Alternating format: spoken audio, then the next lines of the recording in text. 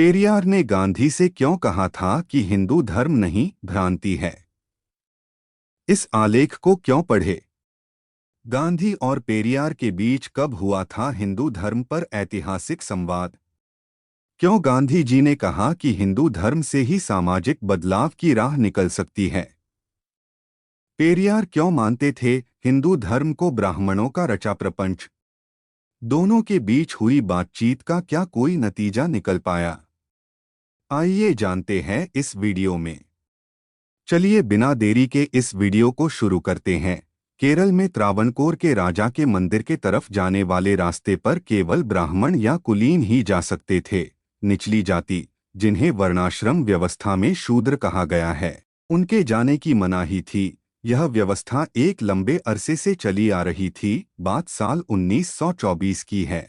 असहयोग आंदोलन भले ही महात्मा गांधी ने वापस ले लिया था, लेकिन इससे लोगों में विरोध की ताकत पैदा होने लगी थी। जब अंग्रेजों को ना कहा जा सकता है तो फिर किसी और को क्यों नहीं? त्रावणकोर के राजा के मंदिर के तरफ जाने वाले रास्ते पर चलने से मनाही पर दलितों ने विरोध करना शुरू कर दिया था।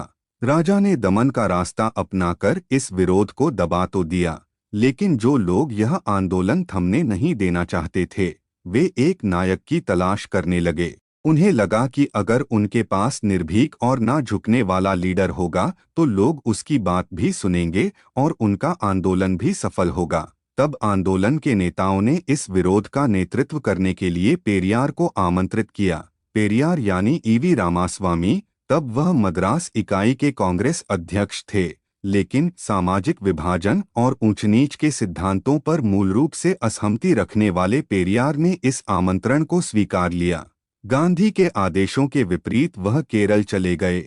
गांधी नहीं चाहते थे कि अंग्रेजों के खिलाफ लड़ाई के मुकाम पर पहुंचने से पहले सामाजिक विभाजन शुरू हो, लिहाजा वह सामाजिक बदलाव के रास्ते पर आहिस्ता आहिस्ता बढ़ने के पक्षधर थे, जबकि पेरियार को यह सामाजिक भेदभाव सिरे से नापसंद था। गांधी के आदेशों का विरोध करके पेरियार ने जो रास्ता अख्तियार किया था, उसके साथ कांग्रेस में बने रहना न तो नीतिगत था और न ही संभव। 1925 में कांग्रेस के कांजीवरम सम्मेलन में पेरियार के विचारों के खिलाफ कई प्रस्ताव पास किए गए। पेरियार झुके नहीं, बल्कि उन्होंने कांग्रेस को भून डालने की शपथ ली और कांग्रेस से नाता तोड़ लिया। इसके बाद उन्होंने अपनी राह दलितों के हक की लड़ाई की तरफ मोड़ दी। वह ईवी रामास्वामी से पेरियार हो गए। आंदोलन के दौरान ही उन्हें यह नाम मिला। तमिल में पेरियार का मतलब है सम्मानित व्यक्ति।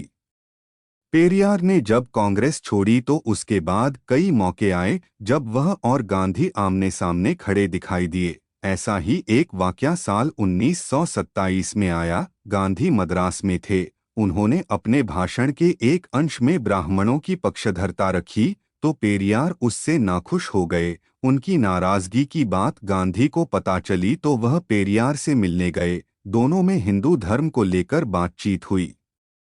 पेरियार ने हिंदू धर्म, खासकर इसकी वजह से उपजी जातिगत व्यवस्था पर असहमति जताई। इस बातचीत के एक हिस्से में पेरियार कहते हैं कि हिंदू धर्म मिट जाना चाहिए। हिंदू नाम का कोई धर्म ही नहीं है। यह तो महज ब्राह्मणों द्वारा फैलाई गई भ्रांति है। जवाब में गांधी कहते हैं कि सभी धर्म ऐसे ही हैं।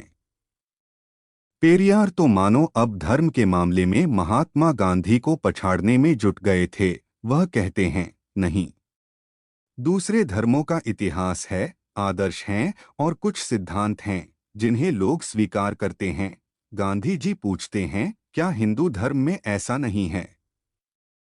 क्या यहाँ लोग कुछ भी स्वीकार नहीं करते? पेरियार जवाब में कहते हैं, हिंदू धर्म में कहने लायक क्या है सिवाय जातीय भेदभाव और ऊंच नीच के?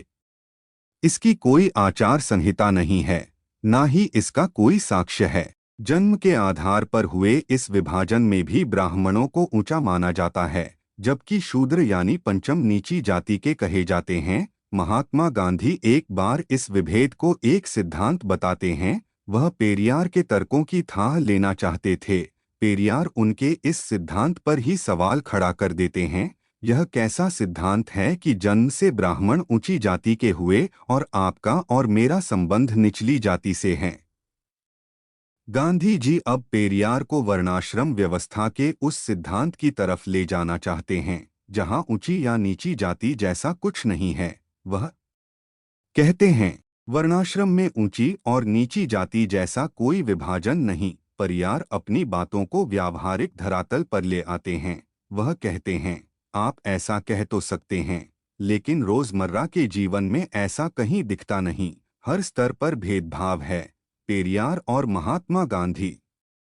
पेरियार के तर्क को गांधी खारिज करते हैं और कहते हैं कि यह व्यावहारिक तौर पर देखा भी जा सकता है।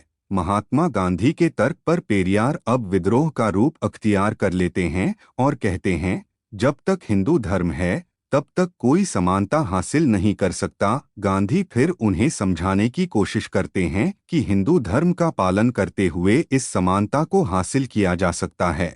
गांधी के इस तर्क पर पेरियार का विरोध और मुखर हो जाता है। वह कहते हैं कि ब्राह्मण शूद्र के बीच अंतर दर्शाने वाले धार्मिक साक्ष्यों के बारे में क्या कहेंगे। इस तीखे हो चुके सवाल पर गांधी अब बचाव के रास्ते पर आ जाते हैं। वह कहते हैं पहले तो आप इस बारे में तर्क दीजिए कि हिंदू धर्म के अस्तित्व को सिद्ध करने के लिए कोई साक्ष्य नहीं है।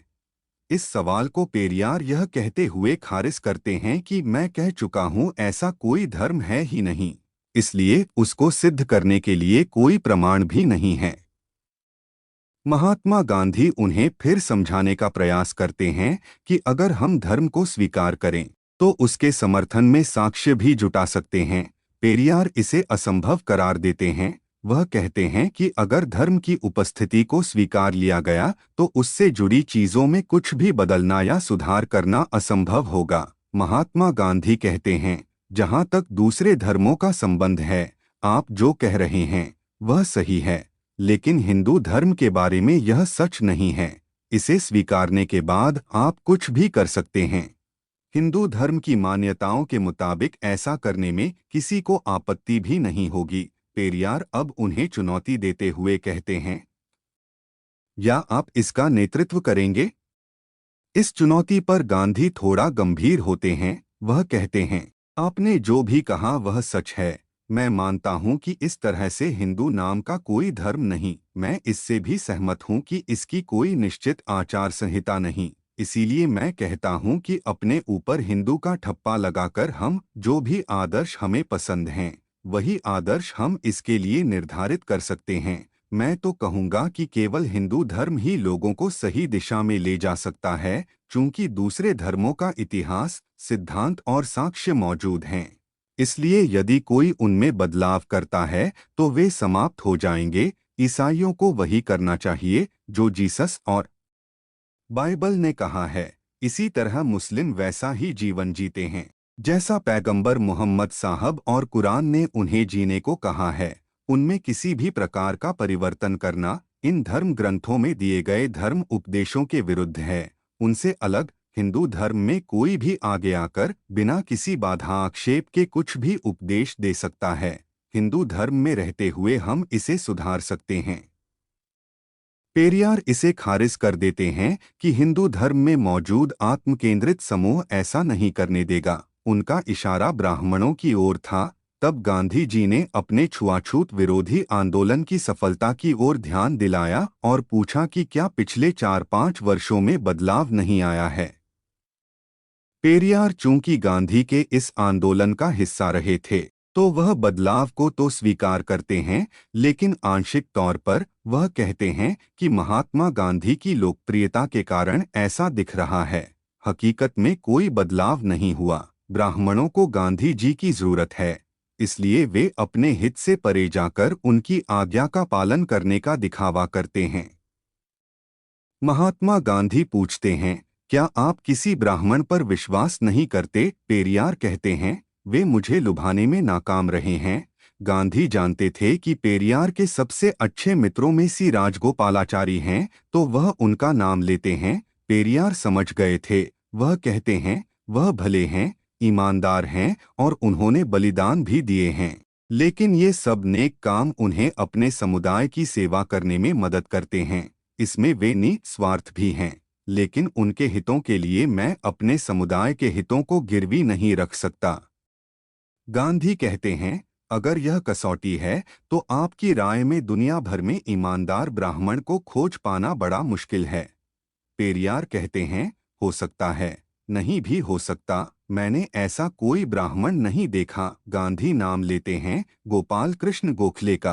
पेरियार इस पर तंज कसते हुए कहते हैं, आप जैसा महात्मा भी पूरी दुनिया में केवल एक नेक ब्राह्मण को खोज पाया है, फिर मेरे जैसे साधारण पापी के लिए किसी अच्छे ब्राह्मण की खोज करना भला कैसे संभव है? महात्मा गांधी हंसते हुए कहते हैं, संसार हमेशा ही बुद्धि के नियंत्रण में रहा है। ब्राह्मण पढ़े लिखे हैं, वे हमेशा ही दूसरों पर शासन करते रहेंगे, इसलिए उनकी आलोचना करने से किसी को लाभ हो, यह असंभव है। दूसरे लोगों को भी उनके स्तर तक पहुंचना पड़ेगा। महात्मा गांधी के इस तर्क पर पेरियार बिफर पड़ते हैं।